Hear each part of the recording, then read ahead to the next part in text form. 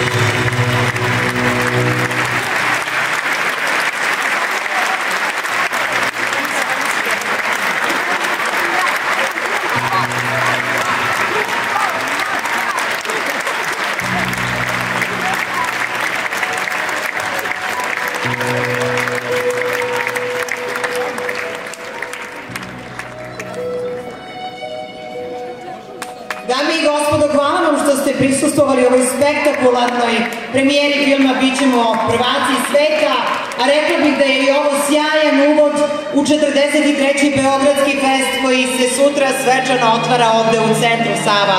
Hvala vam što ste bili sa nama.